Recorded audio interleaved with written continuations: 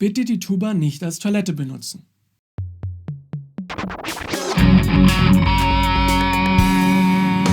Hallo, mein Name ist Elmar Heckmann, ich betreibe ein Tonstudio und in dieser Videoreihe helfe ich euch als Musiker Profi im Studio zu werden.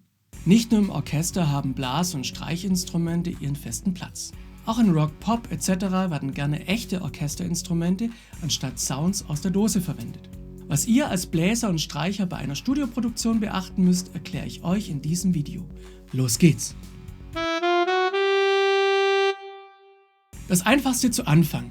Als Solo-Instrumentalist gilt das gleiche wie bei Piano. Schaut bitte hierfür nochmal hier in das Video, das ich euch unten im Beschreibungstext verlinkt habe.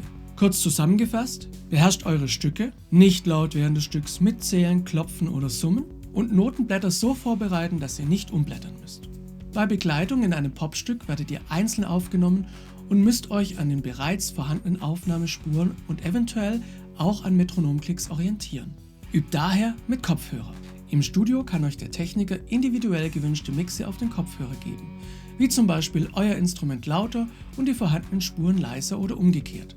Außerdem ist es am Studiotag sehr wichtig, dass ihr alle das gleiche Stimmgerät verwendet, um keine Stimmabweichungen zu haben. Natürlich müssen sich die Instrumente vor dem Stimmen in den Studioräumen akklimatisieren.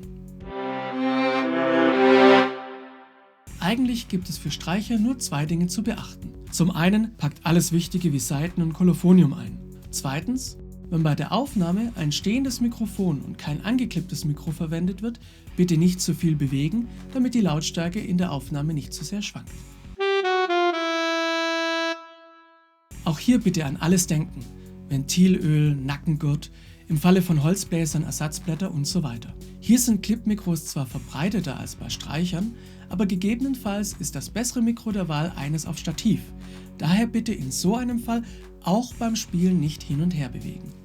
Was ihr sonst noch über die Vorbereitung für einen Studiobesuch wissen solltet, seht ihr hier. Wenn euch das Video gefallen hat, lasst gerne ein Like und Kommentar da und abonniert meinen Kanal. Vielen Dank für eure Aufmerksamkeit und ciao!